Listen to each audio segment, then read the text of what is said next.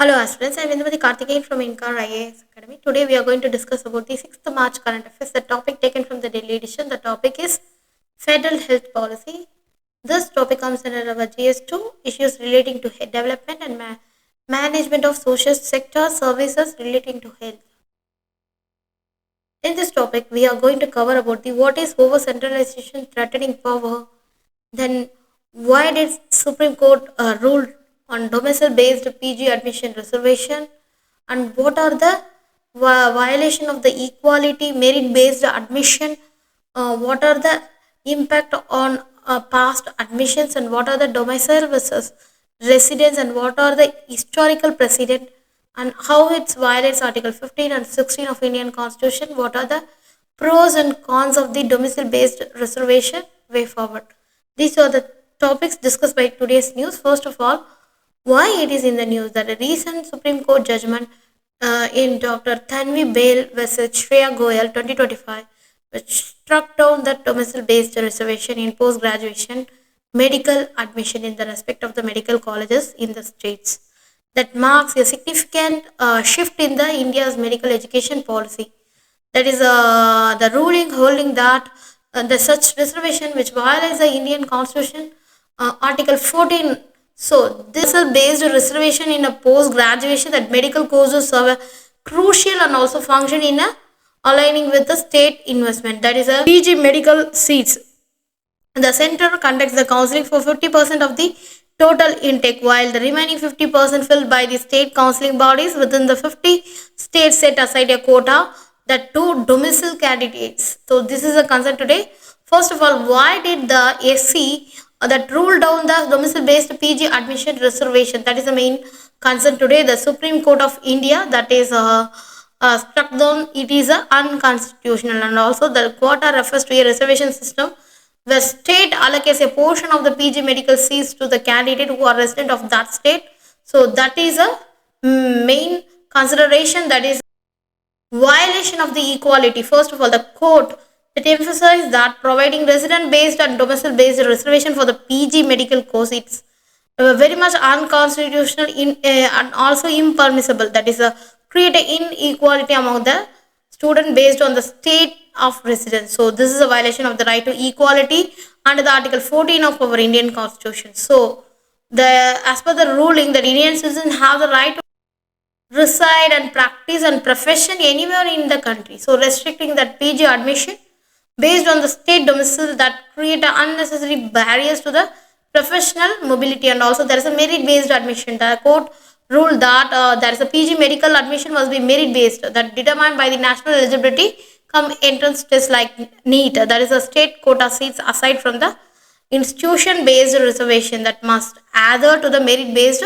selection. The third thing is that no impact on the past admission. The ruling will not affect the admission on the past, that is already they got the admission that is granted based on the domicile based reservation, and also domicile versus residence. The court clarified that domicile refers to a person legal home, that is not to place of residence.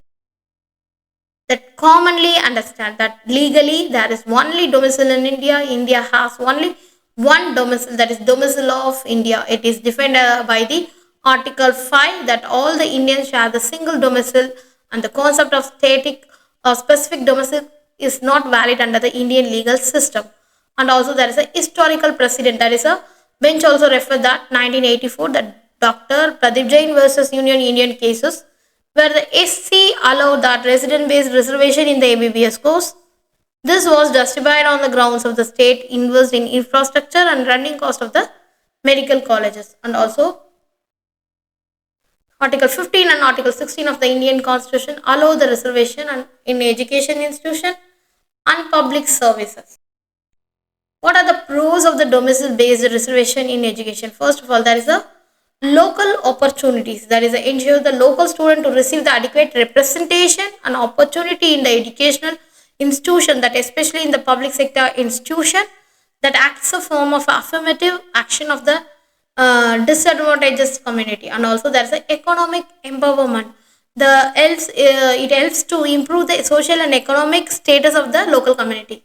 and also it provides the better access for the higher education and boost to the local development. The reservation laws can comfortable and also it be creating an educated workforce and also benefit the local economy and supports the regional developments. There is a cause a violation of the fundamental rights. That is a it may infringe upon the right to may move freely and seek the education everywhere in India. So it will be guaranteed under our Article 19 of our Indian Constitution. It will be violating that constitutional provision, and also it impacts the national integration. That is, the domicile based quotas can divide the nation and also hinder the ideas of the unified educational and also professional space where all the citizens have equal opportunities. In economic efficiency, that is a laws that may harm to private sectors, that restricting access of the top talent, hindering innovation and also discouraging the investment. So we need to address the root cause, that is a law overlook the critical issues like inadequate education infrastructure, insufficient guidance, for example, that NEET and also joint entrance examination that can be mismatched between the academic curriculum and also industry skill requirement. So these are the cons of the domicile based reservation in education.